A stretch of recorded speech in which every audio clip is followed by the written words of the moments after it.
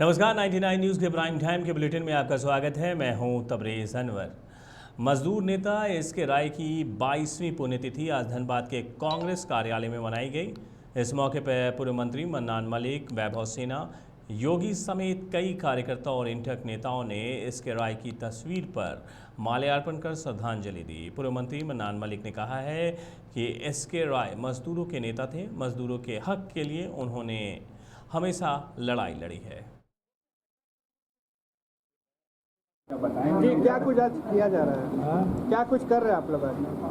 पुण्यतिथि आज हमारे उसको हम लोग मना रहे हैं।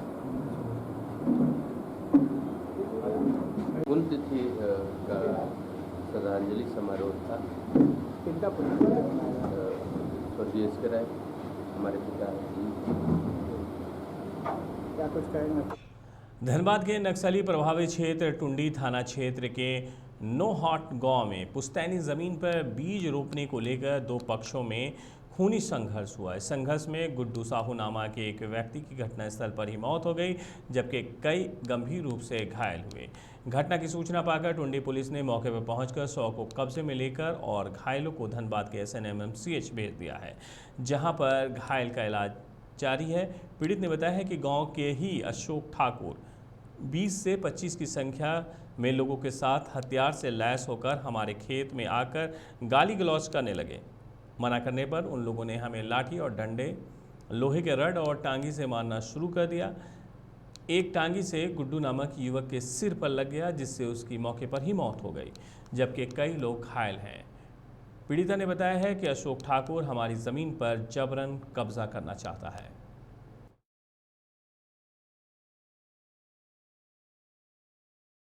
जमीन पर हमारा भाई, छोटा भाई नारायण साहब जमीन में अपना बिहन पारने के लिए हल लेके गया था।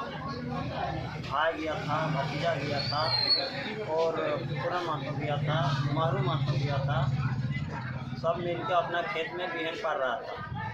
इसी क्रम में ठाकुर लोग मैंने जो है से बंधु ठाकुर, भुवनेश्वर ठाकुर, अरुण ठाकुर और आपका जाके विजय, हम लोग जब खेत में थे तब पापा को पर हमला कर दिया था। ठीक है, उसके बाद पापा वहाँ से बेहोश पड़ गए। उसके बाद हम लोग का बोलने लगा कि तेरा पापा को मार दिया, तुम लोग कभी पा दिए, तुम लोग बहुत खेत जोतने वाला बन गया, तुम्हारा पापा लोग बहुत होशियार बन गया है ना।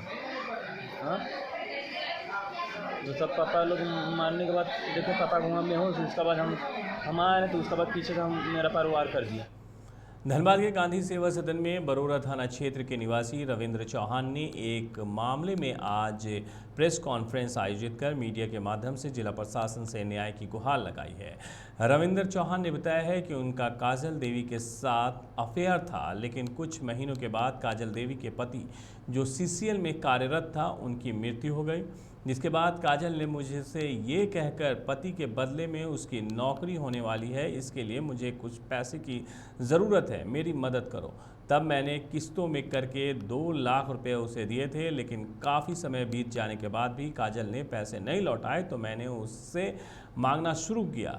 26 अक्टूबर 2020 को काजल का भाई हिमांशु चौहान ने मुझे कॉल कर पैसा देने के लिए कतरात हनुमान मंदिर बुलाया, जहां पहुंचने पर हिमांशु और उनके मित्र आकाश ने बाइक से टक्कर मारकर मुझे गिरा दिया और मुझ पर गोली चला दी, जो मेरे बाएं हाथ में आर पार हो गई है, जिसके बाद मैं काफ़ी समय तक अस्पताल में इलाजरत रहा। मामले की शिकायत बरोरा थाना में भी की गई थी, लेकिन अब तक मुझे न्याय नहीं मिला। उन्होंने कहा कि अगर अब तक मुझे न्याय नहीं मिला तो मैं आत्महत्या करने के लिए बाध्य होऊंगा, जिसका जिम्मेवारी बरोरा पुलिस की होगी। मामला ये था कि हम जैसे उस काजल देवी से हमको अफेयर था ये आती उसमें उस बीच उसके हस्बैंड को मौत हो गया। उसके बाद हमसे पैसा लेने लगी। उसके बाद जब हम पैसा वापस मांगे तो बात ही कभी 20,000, कभी 10,000, कभी 30,000 ऐसे करके पैसा लेने लगी। और जब पैसा हम वापस लेने लगे तो धमकी देने लगे कि फंसा देंगे, ये कर देंगे। इस वजह से हम चल गए उसका ससुराल जाने के बाद हम उसको बोल दिए कि ऐसा बात है। तो उसके बाद में जा करके हमको दुश्मनी ले लिया, क्योंकि वो लड़की का नौकरी होने वाला था। दुश्मनी ले लिया कि अगर ये रहेगा तो शायद हो सके तो मेरा नौकरी में प्रॉब्लम होगा, इस वजह से इसको रास्ते से साफ कर दो। तो रास्ता से हटाने की वही हमको गोली चलवाई। कौन गोली चलाया आपके ऊपर? हिमांशु चौहान ने गोली ये चलाई। कौन है लड़का? काजल देवी का? काजल देवी का भाई है, छोटा भाई है। अब आप क्या चाहते हैं? हम ये नहीं चाहते कि हम यही चाहते हैं कि हमको न्याय मिले। देवघर के पालोजोरी सदर पंचायत के मुखिया अंशुक साधु ने आज अपने पद की शपथ ली। बीडीओ शिवाजी भगत ने उन्हें शपथ दिलाई, जिसके बाद बीडीओ की देखरेख में उप मुखिया का चुनाव भी संपन्न हुआ। अनुज पोद्दार झरना देवी को 2 वोट से हराकर उप मुखिया निर्वाचित हुए हैं। इस मौके पर दोनों को बधाई देने के लिए काफ़ी संख्या में लोग पहुंचे थे।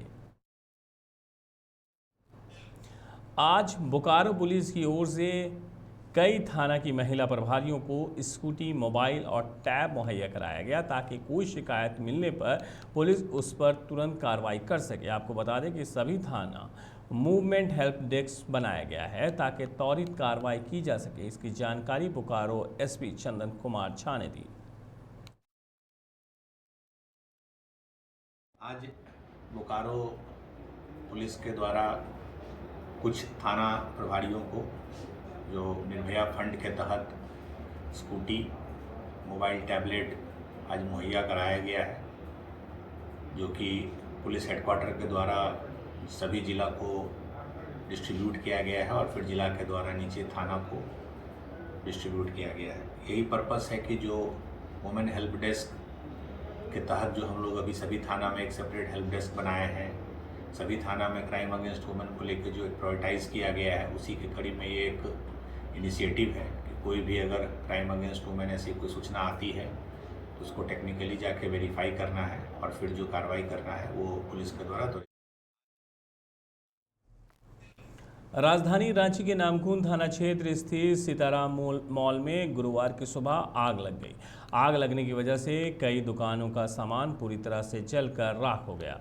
आग की चपेट इतनी तेज थी कि दमकल कर्मियों को आग पर काबू पाने में काफ़ी परेशानी का सामना करना पड़ा। घटना की सूचना पाकर पुलिस मौके पर पहुंची। पुलिस का कहना था कि आग लगने की घटना कैसे हुई इसकी जानकारी नहीं मिल पा रही है। फिलहाल पुलिस आशंका जता रही कि शॉर्ट सर्किट होने की वजह से आग लगी होगी।